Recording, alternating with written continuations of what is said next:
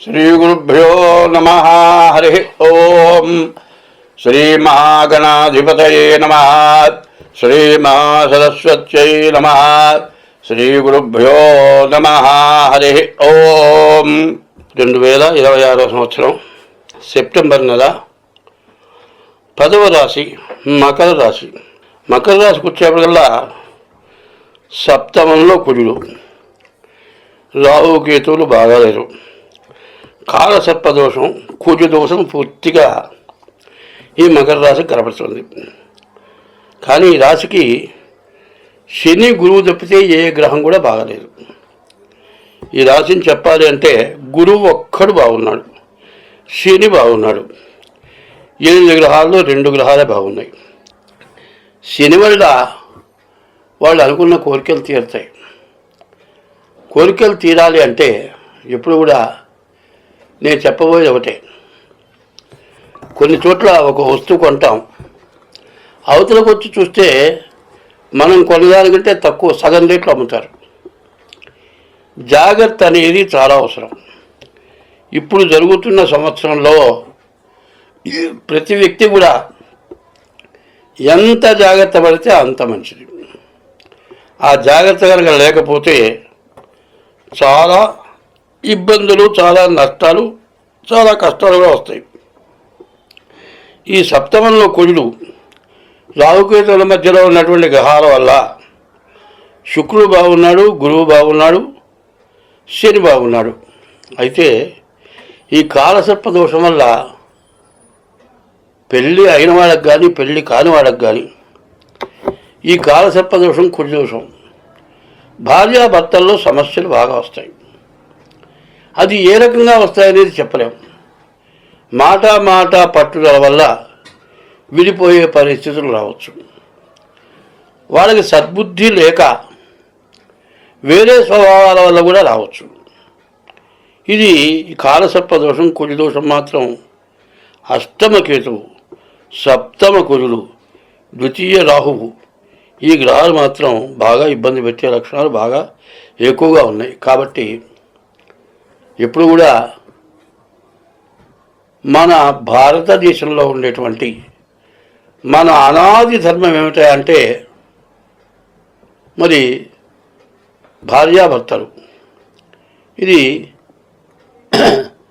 మంచి ధర్మాన్ని చెబుతోంది. గృహస్థాశ్రమ ధర్మం, సన్యాసాశ్రమ ధర్మం, గృహస్థాశ్రమ ధర్మం. సన్యాసాశ్రమ ధర్మం ఎట్లాంటిదో గృహస్థాశ్రమ ధర్మం కూడా అట్లాంటిది. ఆశ్రమాలు వేరు, మఠాలు వేరు. ఆశ్రమాలు మఠాలకు లోబడి ఉంటాయి. శంకర మఠాలు ఉన్నాయి, 4 మఠాలు ఉన్నాయి. ఇంకోటి కంచి మఠం ఉంటుంది. అన్ని మఠాలు, అన్ని పీఠాలంటే కుదరదు.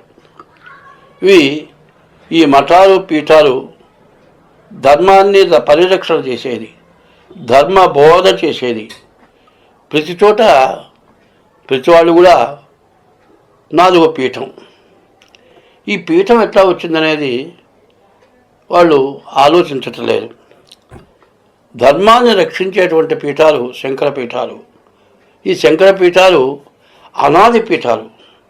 మిగతా ఏ పీఠాలు వచ్చినా కూడా, మరి వైష్ణవ పీఠాలు కానీ ఏ పీఠాలు వచ్చినా కూడా ఆది శంకర పీఠాన్ని మించినవి కాదు. కారణం ఏంటంటే వేదానికి భాష్యం రాశారు.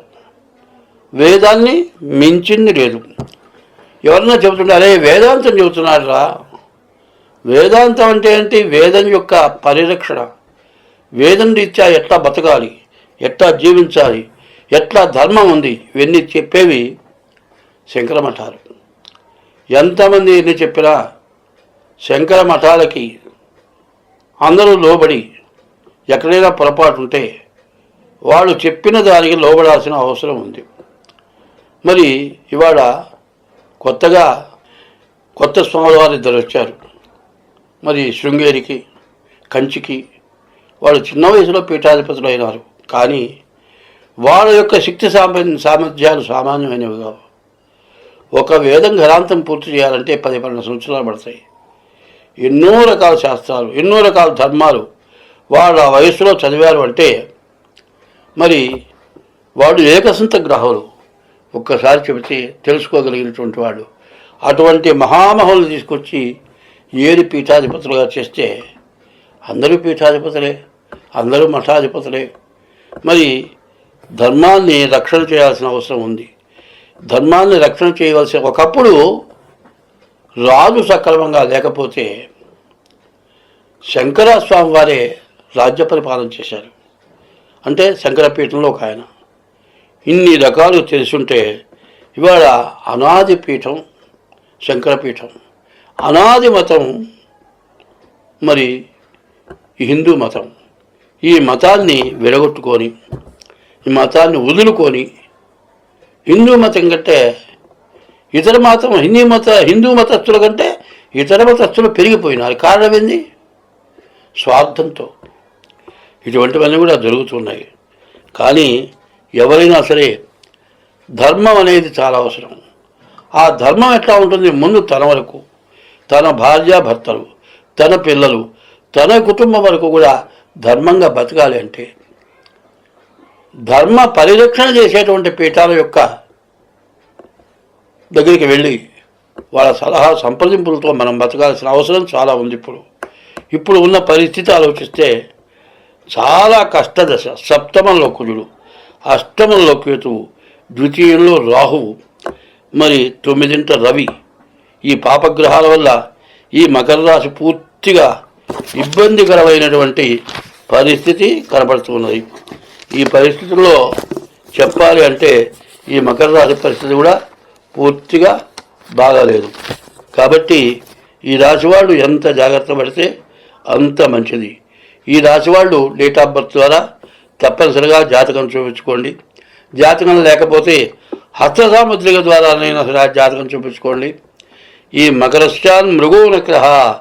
మరి ఈ మకర రాశి ఎటువంటిదంటే అమ్మవారికి సంబంధించినటువంటి రాశి. వీళ్ళు అమ్మవారిని పూజించడం చాలా ప్రాముఖ్యం. అమ్మవారిని పూజించడం అంటే ఎప్పుడు కూడా వివాహం చేసుకున్న తర్వాత భార్య వస్తుంది. ఆమె ఎన్ని సంవత్సరాలు ఉంటుంది పుట్టింట్లో? ఒక 20 ఏళ్ళు 25 ఏళ్ళు ఉంటుంది. 3 జీవితం భర్త దగ్గరే ఉంటుంది. 3 జీవితం ఇక్కడే గడిపేస్తుంది. ఏ రోజు పెళ్ళి అయ్యి అత్తగారింటికి వచ్చిందో ఆ ఇంటితో పూర్తిగా సంబంధాలు తెంచుకుంటుంది. మరి భర్త, అత్త, మామ వాళ్ళతోటే జీవనం గడపడానికి చూస్తుంది. ఆమెను ఎంత జాగ్రత్తగా చూడాల్సిన బాధ్యత మనకున్నది. మరి ఒక్క ఆడపిల్లని బయటికి పోతే రక్షించేవాళ్ళు లేరు. ఇవాళ వివాహ వ్యవస్థ కూడా నాశనం అయిపోయే పరిస్థితి వచ్చింది.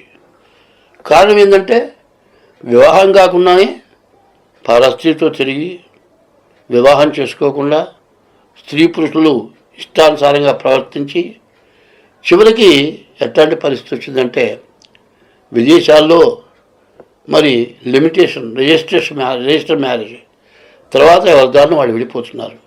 ఇప్పుడు వివాహం చేసుకొని తగాదాలు పెట్టుకొని బయటికి వెళ్ళిపోయి కోర్టుకి వేసుకొని డైవర్స్కి ప్రయత్నం చేసి విడాకులు రాక కాపరాలు చెడిపోయి అనాది మతమైనటువంటి గృహస్థాశ్రమ ధర్మాన్ని విడనాడి మొట్టమొదటిది గృహస్థాశ్రమ ధర్మం విడనాడుతున్నారు. తల్లిదండ్రులకి అన్నం పెట్టడం లేదు. మరి విడిపోయి సంతానాన్ని కని మరి చెరువుదారి బట్టి కన్న పిల్లలను అన్యాయం చేసి జన్మనిచ్చిన తల్లిదండ్రులను అన్యాయం చేసి ఈ పాపం వాళ్ళకే కాదు దేశానికి ప్రపంచానికి కూడా పట్టే పరిస్థితి వచ్చింది. ప్రపంచ దేశాల్లో మన భారతదేశాన్ని గౌరవించే దేశాలు చాలా ఉన్నాయి. ఆ గౌరవాన్ని మనం పోగొట్టుకునే పరిస్థితి వస్తుంది. కాబట్టి ఈ మకర రాశి పరిస్థితి చెప్పాలి అంటే మరి పాపగ్రహాలు 4 గ్రహాల వల్ల చాలా కష్టాలు నష్టాలు ఎక్కువగా ఉన్నాయి. కాబట్టి ఈ రాశి వాళ్ళు ఎంత జాగ్రత్త పడితే అంత మంచిది. స్వస్తి.